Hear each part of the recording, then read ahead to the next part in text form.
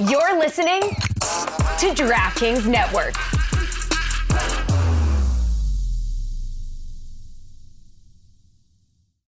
Believe it or not, summer is just around the corner.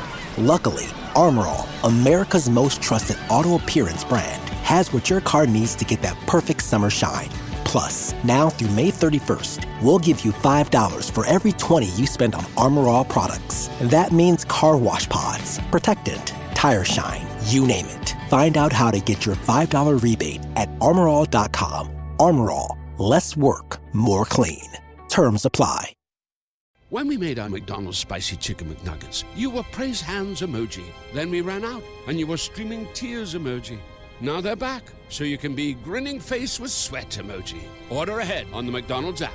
And get Money Mouth face emoji with 2 orders of crispy, irresistible 10-piece McNuggets, spicy or classic, for just $6.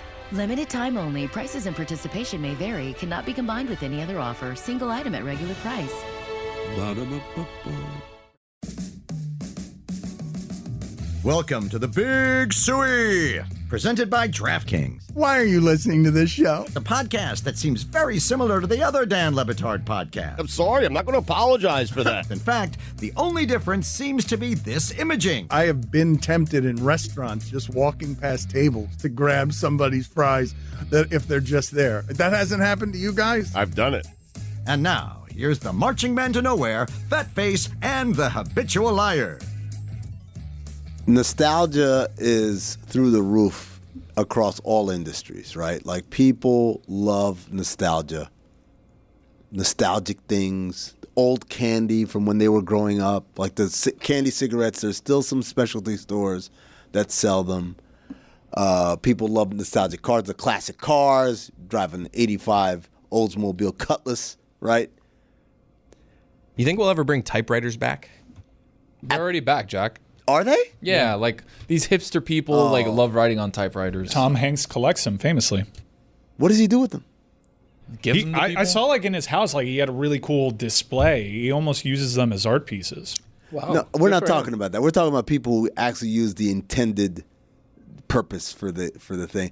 Chris, Vinyl records certainly fit that category. Vinyl records I can understand because the sound that comes out of vinyl is very different than what you hear from a digital audio or any other medium. For the better.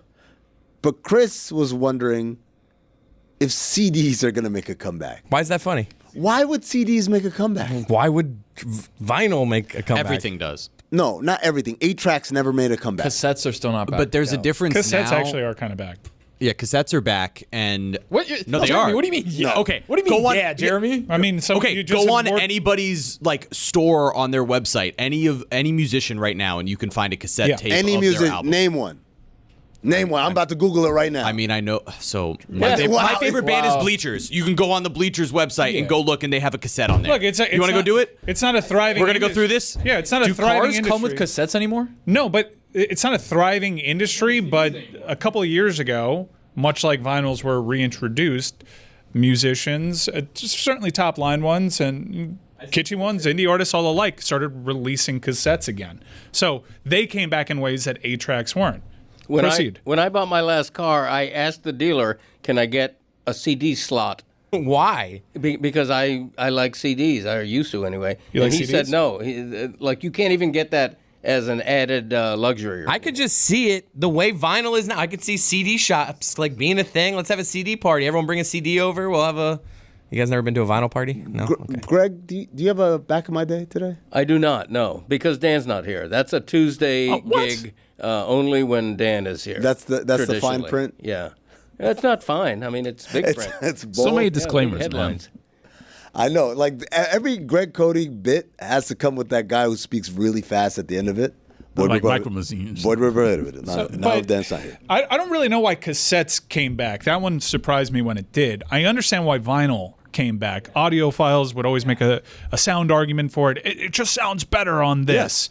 But CDs, I don't really see what the argument would be for it to come back. Well, the convenience. I mean, you can fast forward on a CD. You can press a button and go right to the next song. I know it's more convenient than a vinyl record player, but it's not more convenient than an MP3 player. Right, like it has no place. I'm gonna tell you, I'll give you a great example. When I worked in the NBA in the video coordinators department, right? Every team had to make copies of the game for your opponent, right? At the end of the game, you give them 2 copies, and then they would duplicate it later. It was on DVD back then. This was before it was all digital. There was 2 exceptions where you had to give them their copy of the game on VHS. Houston with Jeff Van Gundy, Utah with Jerry Sloan. And I remember having a conversation with their video coordinator saying, why the hell do they use VHS? They said they're used to and comfortable with the controls. And I said, but the controls for a VHS are exactly the same as they are for a DVD. Play, fast forward, pause, rewind. Difference is on the DVD. It's not about practicality. This is about like young people. It's nostalgia. Being like, oh, I never got to experience I think this. That's what's going to happen. Let me check this out. It's so inconvenient. But that's not the point. It's not about the convenience. Chris is right. Like Gen Z and now Gen Alpha, like they just think that stuff from the aughts is cool because they didn't experience it. So the same way that sort of style is coming back, like right now late 90s is really in. Soon it's going to be like throwback jerseys from the early 2000s. Like that's going to be back in the next year. Everybody's going to be wearing throwback jerseys. But that's exactly what this generation really likes.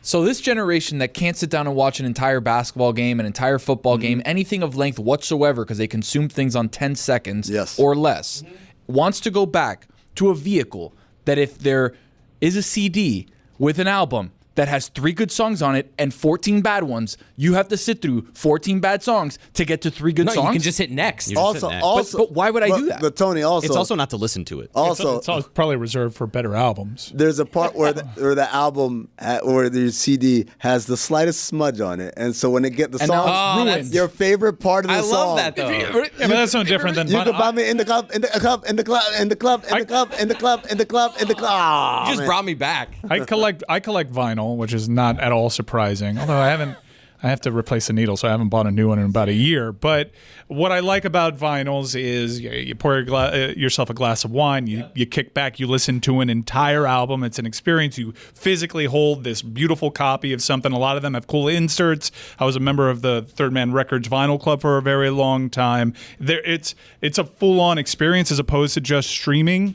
And I usually reserve it for albums that I can listen to in length. It's not to skip any song. So if you want that, you go to a digital player.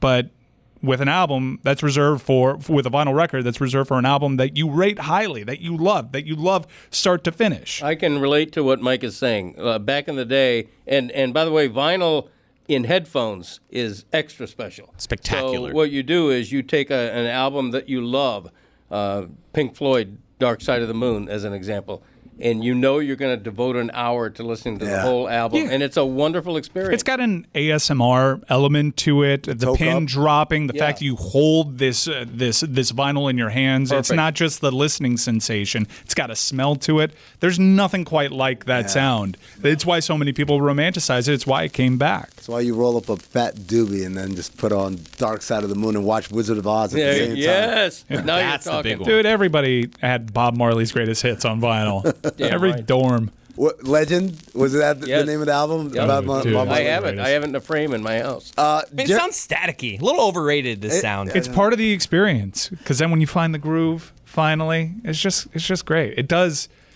make people happy, and there's a nostalgia element to it. I don't see where CDs. I understand the nostalgia of a CD book case. Was like 50 CDs. So that was great. I am nostalgic because you would get in someone's car and you would look through their thing and you would judge. They had it in their door. You pull it out of the door and you start. Or the visor had up in my visor. The visor one. Oh, the visor. Oh yeah. Now Jeremy whispered in my ear a question that offended me. I was offended by this question, Jeremy. Can you say what you asked me? Did you ever burn someone a CD? Have you ever burned someone a CD? Yeah. This man He thinks you're old.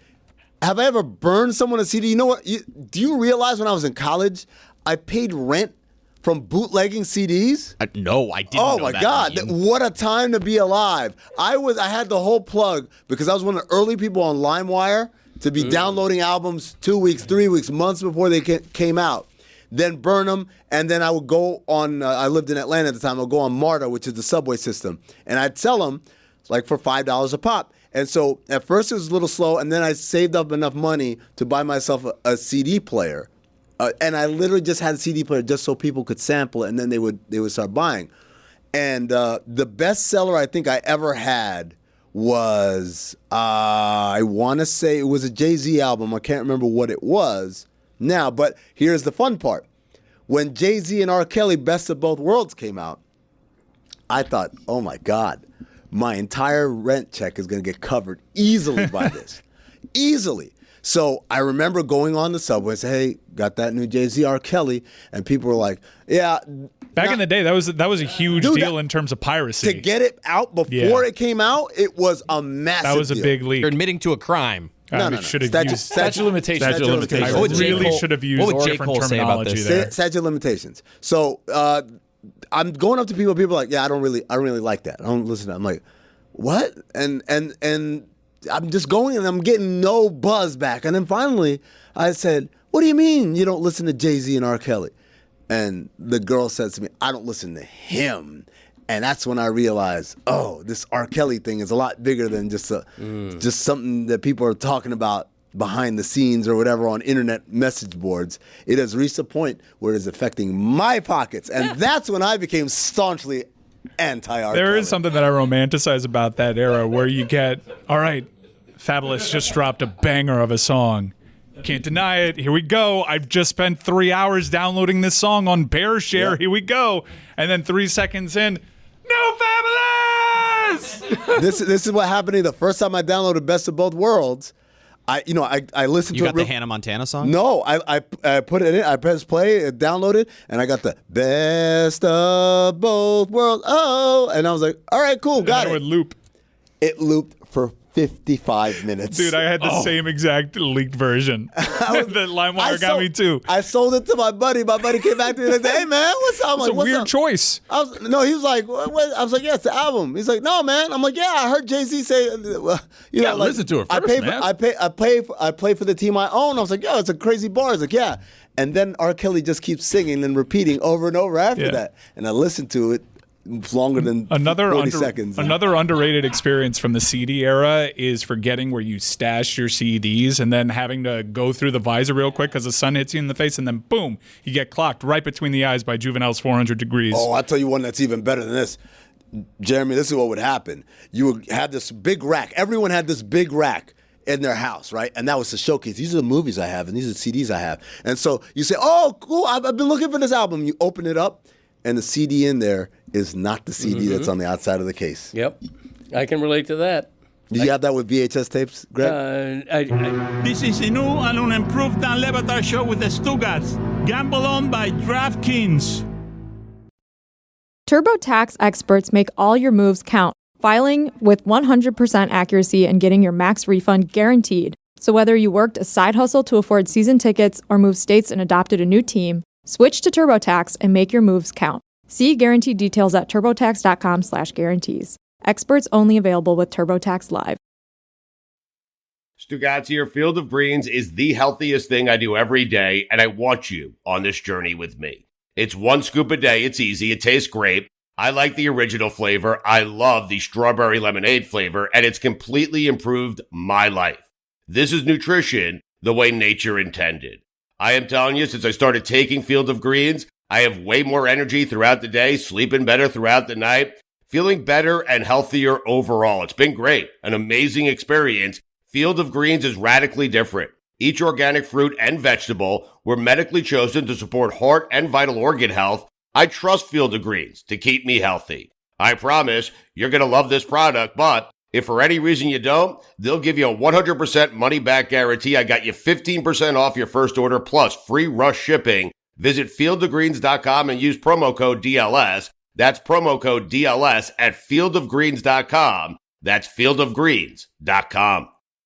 Dan Le Batard. Let's go, Islanders. Bump, bump, bump, bump, bump. Stugotz. Let's go, Islanders. Bump, bump, bump, bump, bump. This is the Dan Le Batard show with the Stugotz.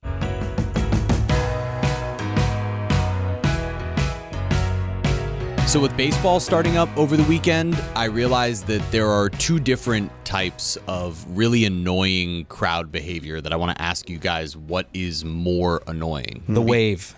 Well, outside of the wave, which actually there was the beach ball. Get in the hole. No, I love the beach ball. None of these are the nominees that I have. It's not specifically crowd behavior as much as crowd reactions. Okay. So in baseball, when there's a fly ball hit, fans automatically, even when it's a pop fly to second. It's infuriating because it's so obvious off the bat that is not going to be a home run. Yeah, it's obvious a lazy fly ball. It's obvious for us baseball guys because I am like Jeremy. I judge. I'm the guy that's like, it's a routine fly ball. Why are you guys getting excited? I mean, the pitcher's arm is going up like it's a pop-up. What's worse, the fan that gets super excited and thinks of a routine fly ball is a home run, or me, the person that is like, I have to let everyone know that it's not? Yes. So, and by the way, has there ever been an outfielder who needed the pitcher to raise his hand to know that it's a fly ball? Maybe. No. Yeah, Manny Ramirez played baseball for a while. Yeah, that is true. Yeah. Ice cream can of corn. That's a good way of signifying. But the other fan behavior, that is similar to this one in basketball, in your sport, Naveen, is when there's a foul already committed and the players continue but then make a shot, make a layup or go dunk. Take 6 steps. The defense has already clearly ended. They're just practicing shooting a 3. Another player's going up trying to block it from within the rim. And everybody goes crazy when the ball goes in as if a 3-pointer was just made. And it's so obvious that there has not even the no basket, Roy. It's such a dead ball that there's no announcers. No one needs to declare that it's not even addressed in the stadium. Which is more annoying to you, the fans who react to that shot or the fans that react to a fly ball? I'll be honest. I'm not as annoyed by either. I think it's funny when the basketball one happens because it's like, are these people so locked in that they didn't hear the whistle, or are they so not locked in that they didn't realize no one is playing anymore? Everyone just stopped. For me, it's hockey when fans are urging these players to shoot when they clearly don't have a shooting lane. Yeah. Like, shoot! Like, the shot's going to get blocked. Is there a football equivalent of like an annoying thing that the crowd I'm still caught up on Tony not liking the beach ball. I mean, that to me, if I see that thing, I'm like, bring it over here. Boom! I love hitting that thing. Beach ball. The wave is the worst, though. That we can all agree. They both. We can kind of be done with them. At UFC events, one thing I love that the crowd does is they yell, "Grab his dick and twist it!" Before they storm the Capitol? Sorry. Oh, Jesus. Wow. Wait, they yell that? No, because nobody in baseball has ever talked about the old dick twist. Weird thing to say. Is that something that happens in the UFC a lot? Like in unison? Yeah. That is hilarious. Not in unison, but you'll hear it. I've been guilty of it. It's a fun thing to scream. Is it one of those twist things? his dick! The old dick twist! Do they do it when there's a lull in the action? Yes, that's when you have to do it. It comes through. Yeah, coming to WrestleMania near you. Crystal clear. The entire stadium. Most certainly coming to Lincoln Financial Field on Saturday and Sunday when I'm there for Mania. 100%. That's cool, though. That's a cool thing the crowd does. Greg, anything to add? Any sport thing to throw in there? You know what I always get amused by in basketball when a guy misses a free throw and all his teammates have to give him touch his hand and give him support, moral support. Like he's so down about missing. You don't like the free throw high fives? No, not really. No, Greg, it's less support and more OCD.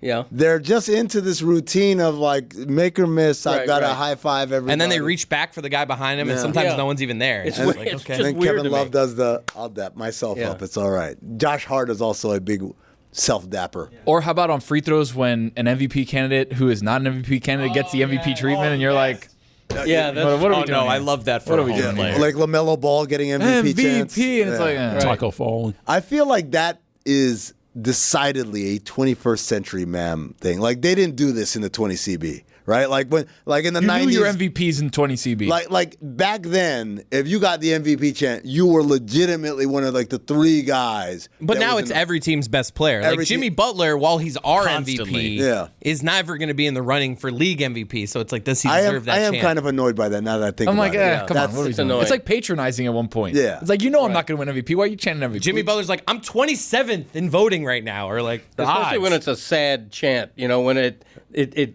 picks up a little bit and then just peters out. Oh, that might be worse. Yeah, that might be the worst thing. The chants that never really pick up beyond a section. Yeah. Like they start and you kind of hear it faintly, someone else kind of like, okay, MVP, no one else is doing this, I quit.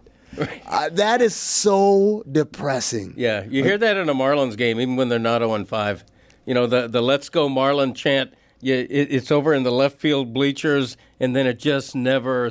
No, what you hear there is a chant for the opposing team, and then Marlins fans start booing.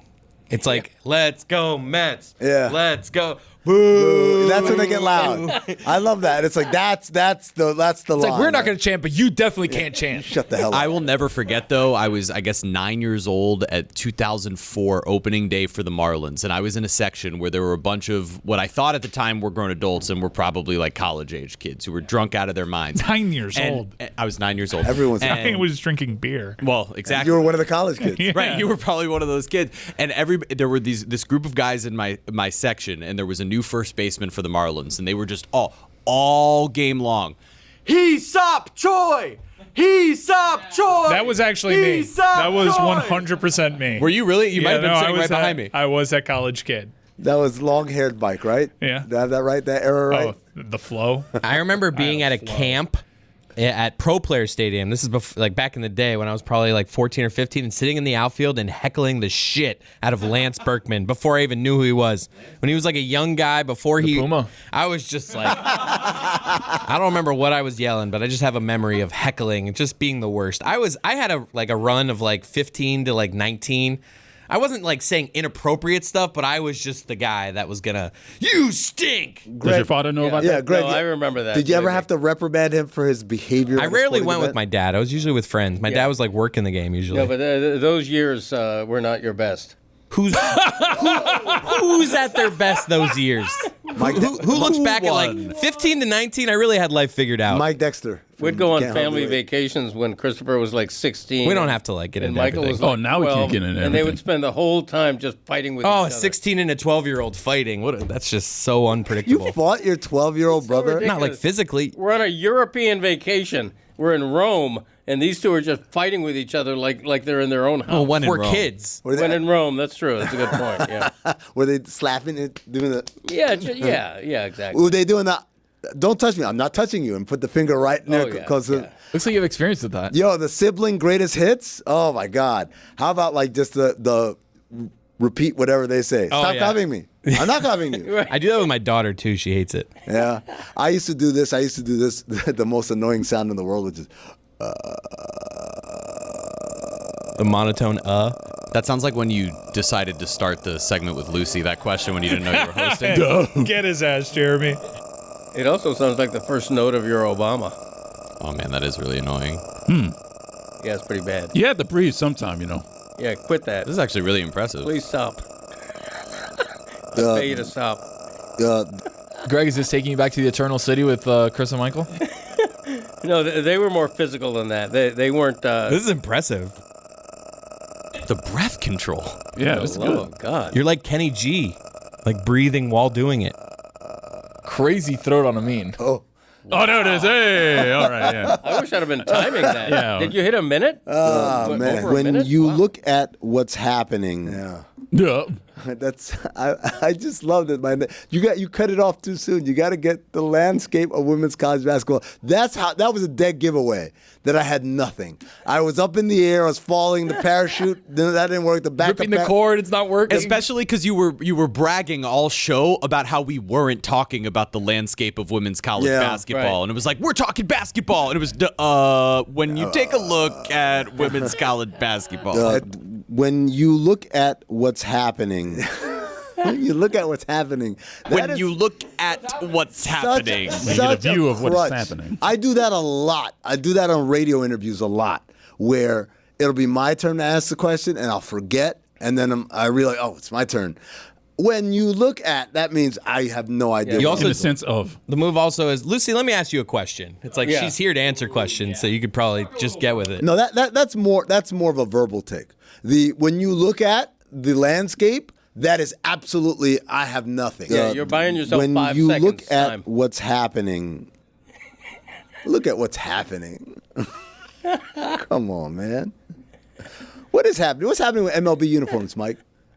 They're terrible, and we knew this. We knew this headed into the season, but I guess having not the spring training sets, the actual regular season sets, you realize how bad they screwed the pooch here. And Major League Baseball, Nike, Fanatics, they've done the cost analysis. It's not like they don't know these things are bad. And when I say they're bad, they are really, really bad. So you saw some dick prints. So what? Actually, you're not seeing that much dick. Dense. You're actually seeing mismatched colors. On road grays, the tops for several teams, more than a handful, are not matching the pants. Crazy. They look like baby blue tops by comparison to some of the pants. It's really bad. Not to mention some of the fits are pretty bad. And also, what Fanatics and MLB... glad you seized on that. The old dick twist. Twist the dick. What Fanatics and MLB touted was performance wear. That was what was in the press releases and all that, and how they justified moving to a different uniform template. Where's the performance wear? Because when I watch some of these teams wearing their road grays, I see sweat stains everywhere in ways that I used to not. And also, and this thing has actually gone underreported, you know how certain teams have designated uniforms for certain days? Yes. My Mariners are among them. They have these cream-colored uniforms that they wear on Sundays. The St. Louis Cardinals recently famously have these baby blue, genuine baby blue, not mismatched road grays situation. That these teams are forced to wear different uniform sets because, quote, the uniforms are not ready yet. Wow. The certain teams are sorry? The uniform sets for these designated days, just as the Mariners being one, the famous powder blue St. Louis Cardinals Sunday road set, they're not ready. And in some cases, they're not going to be ready until June. I feel like these are issues that never used to exist, Greg. No, not in my life. This is the new and unimproved Dan Le Batard show with the Stugotz. Gamble on by DraftKings. Whether you need to buy or sell, or you're just obsessed with looking at homes for sale, Redfin's got you covered. Redfin updates their listings every 2 minutes, so you can see new homes first. And they give you personalized recommendations based on the homes you like, so you can find the home that's just right for you, whether that's a cabin, a craftsman, or a castle. With the top-rated Redfin app, you can favorite homes, share listings with others, and schedule tours, even the same day, with a local Redfin agent who can help guide you through the whole home buying process. And if you're looking to sell, Redfin agents have the experience to get you the best price possible for your home. That's because they sell twice as many homes as other agents. With a listing fee as low as 1%, Redfin's fees are half of what others often charge, which means you'll have more money to put towards what matters most to you, like your next home. In fact, last year, Redfin saved home sellers $127 million. No matter where you are in your real estate journey, Redfin can help. Download the Redfin app to get started today.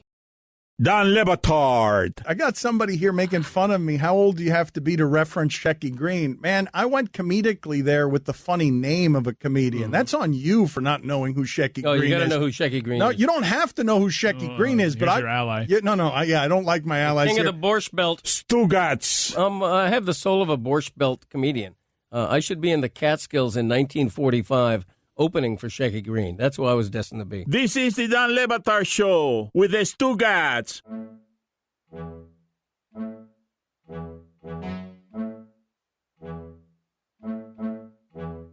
Greg, a lot of times we forget kind of what the toxic mix of incredible amounts of disposable income and the folly of youth provide.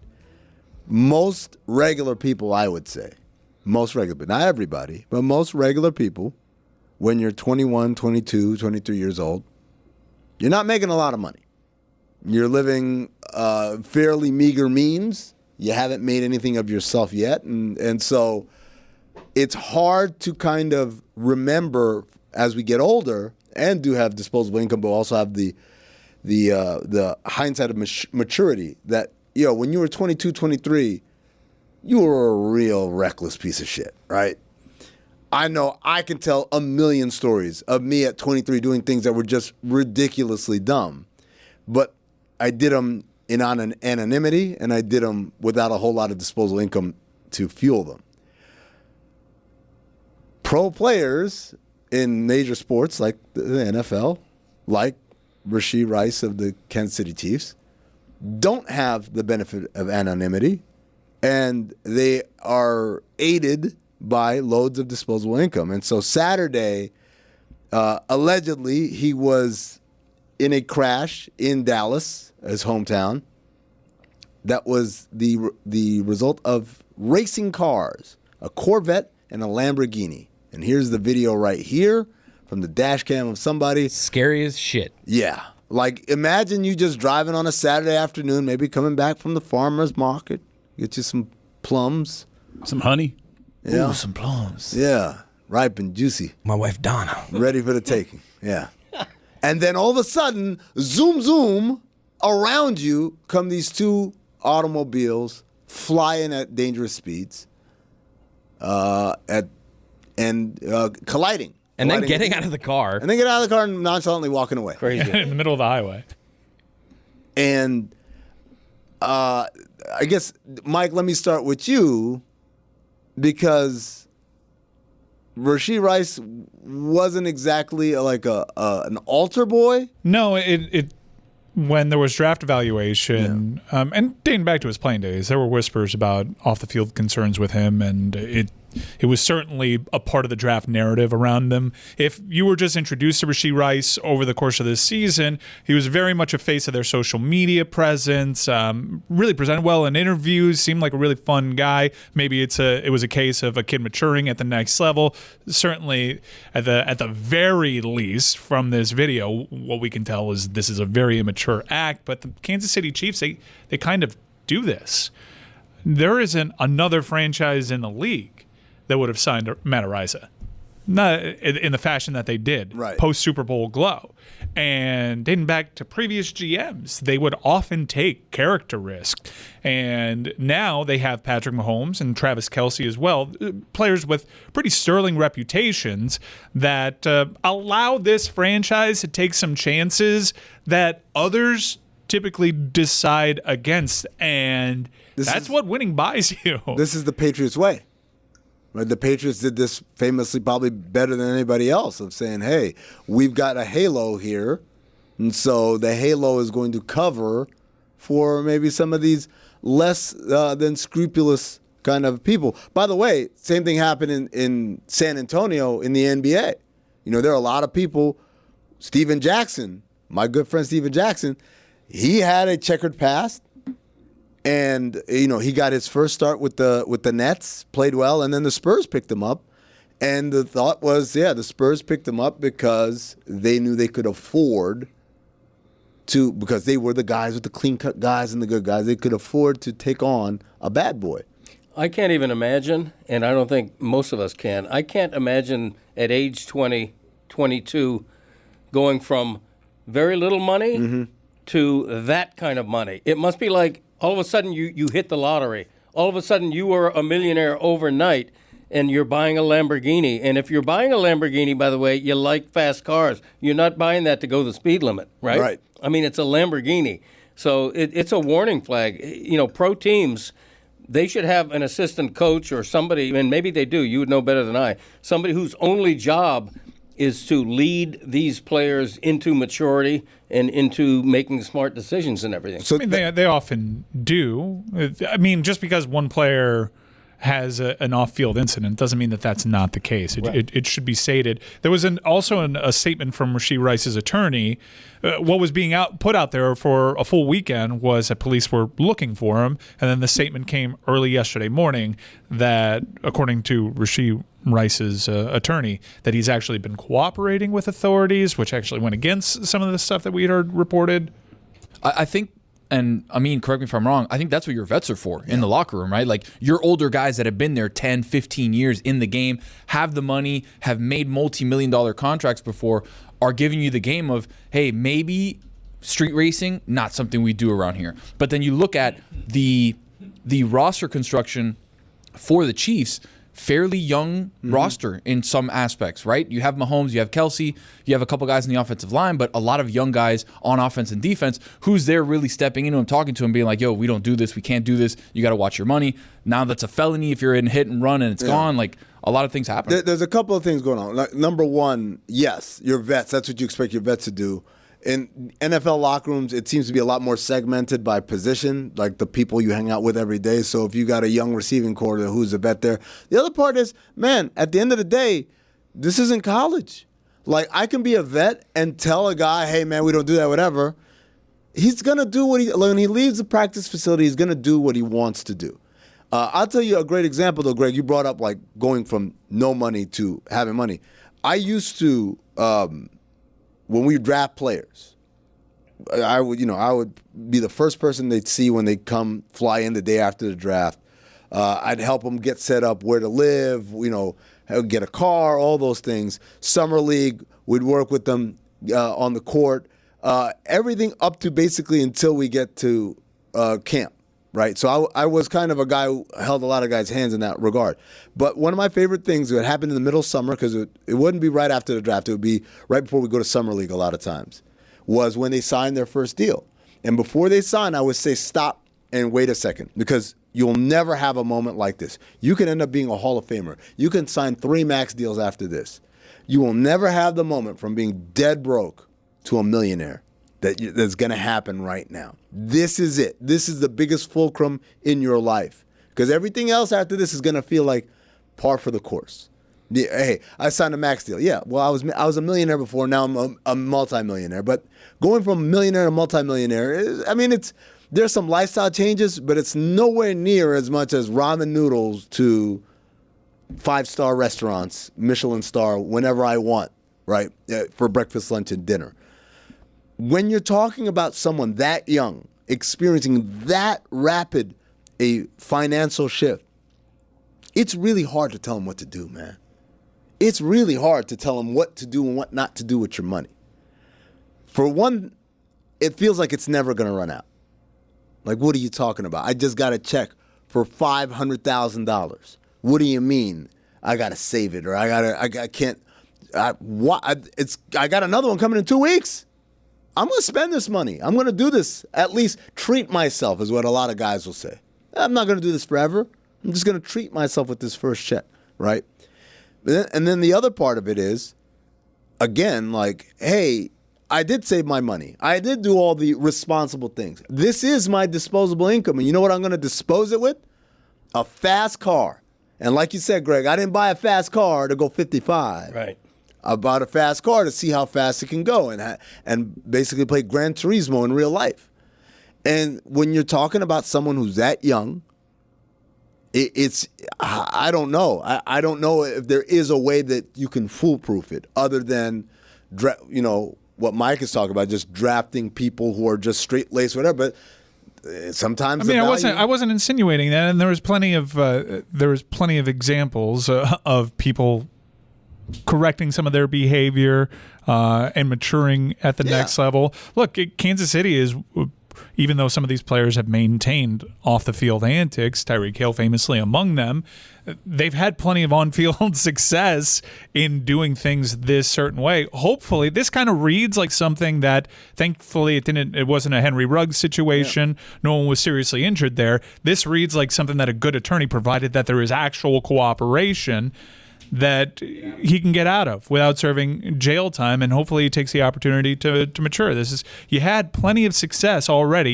You have people on your team that can teach you how to be pros. So now the league has to discipline him now. Yeah, probably in the neighborhood of 4 games if we're looking at precedent, considering also it really does help his case that... But what's the precedent? Hold on, what's the precedent? I've seen people... No. I've seen people come in when something like this happens. It depends on what the police ended up doing here. Right. But 4 games has been tossed around by people that follow this sport. So we'll see. I should be clear. It's not unclear right now if Rice was driving or if he was just a passenger in the car. Of course, it stands to reason that he's the millionaire who owns the car. Of course, he would be driving, but we don't know. The statement that I saw from his attorney did not try to say he wasn't behind the wheel. It didn't also say that he was behind the wheel, but typically if that's going to be the defense, the attorney would come out. The car is registered in his name. Yes, that's what we know. It for is certain. his car, but we don't know if he was driving. Police said 4 people were injured and 2 were hospitalized. So there's that. This is one of them weird stories. Like, what's the takeaway, Greg? No, it's not a clock. Okay, you got me paranoid. He was so scared. I know. I just gave a quick glance, but apparently it was a very obvious glance. Well, look, if you're a team executive and your suddenly rich rookie buys a Lamborghini, is that a red flag with you? And is there anything to be done about that? Because back in the day, you could put in a contract, you can't own a motorcycle. Motorcycles, yeah. Right. Is Jet that still skiing, do the yes. CBAs still allow for that kind of language in a yes, contract? motorcycles, mopeds, jet skis, snowboarding, skiing. But not Lamborghinis. But not Lamborghini because Okay. it's a car. And Right. I don't Very think you fast get into car. the very Imagine fast if car. someone told you couldn't have a Corvette. I'm a grown ass man who's not filthy rich. I can't afford a Lamborghini. Well, I probably can, but that's beside Whoa! Hey! Wait, Wow. Okay, Greg. No, let me tell you. I'll note that anecdotally. Tom Brady got suspended 4 games for smashing a cell phone. Let me tell you anecdotally. I have driven on a racetrack. Christopher, you were there when I was on a racetrack driving a Lamborghini type car, and I think I topped out at like 140 miles an hour. It is absolutely terrifying to go that fast. There's the feeling of The new and unimproved Dan Le Batard show with the Stugotz. Gamble on by DraftKings. and a Lamborghini goes that fast. Trust me. When we made our McDonald's Spicy Chicken McNuggets, you were praise hands emoji. Then we ran out, and you were streaming tears emoji. Now they're back, so you can be grinning face with sweat emoji. Order ahead on the McDonald's app. And get Money Mouth Face emoji with 2 orders of crispy, irresistible 10-piece McNuggets, spicy or classic, for just $6. Limited time only. Prices and participation may vary. Cannot be combined with any other offer. Single item at regular price. Ba-da-ba-ba-ba.